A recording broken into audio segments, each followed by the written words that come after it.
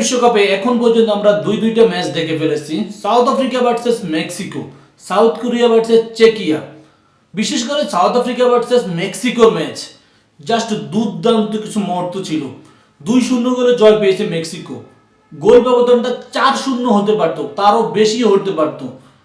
তিনটা red card এক ম্যাচে। সাউথ আফ্রিকা 2টা রেড কার্ড খেয়েছেন এবং কি মেক্সিকো একটা রেড কার্ড খেয়েছেন।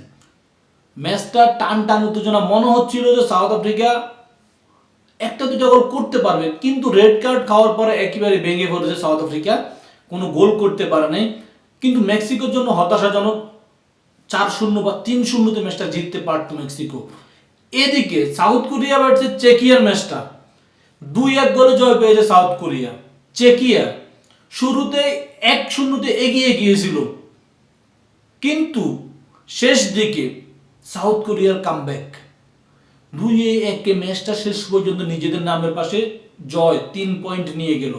Mexico 3 point, south Korea 3 point. মানে গ্রুপ এ এখানে অনেক ফাইট হবে ভাই। আমি আবারও বলতেছি, সাউথ আফ্রিকা হয়তো বা ডিসকোয়ালিফাই হয়ে যেতে পারে, কিন্তু চেকিয়া তারা কিন্তু ফাইট করবে ভাই। তাদের আজকের ফুটবল ম্যাচ দেখে সাউথ কোরিয়ার বিপক্ষে তারা মেক্সিকোর বিপক্ষে ফাইট করবে। সাউথ আফ্রিকার বিপক্ষে হয়তো জিততে পারে। কিন্তু এই গ্রুপ থেকে আমি 3টে দল কোয়ালিফাই করার সম্ভাবনা দেখতেছি।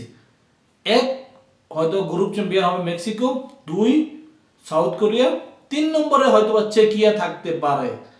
দুর্দান্ত কিছু মুহূর্ত, যদিও সাউথ কোরিয়া ম্যাচটা আরো ব্যবধান বাড়াইতে পারতো, 2-1 জায়গায় 3-1 হতে পারতো, কিন্তু সাউথ কোরিয়া অনেক সুযোগ মিস করেছেন। এই ভুলগুলো সংশোধন করতে হবে সাউথ কোরিয়াকে, কেননা সাউথ কোরিয়া যে লেভেলের টিম আমরা জানি যে কোনো দলকে হারিয়ে দিতে পারে যে কোনো মুহূর্তে। তো বিশ্বকাপের এই 2টা ম্যাচ কেমন লেগেছে অবশ্যই কমেন্ট করে জানাবেন। আবার দেখা হবে পরবর্তী ভিডিওতে।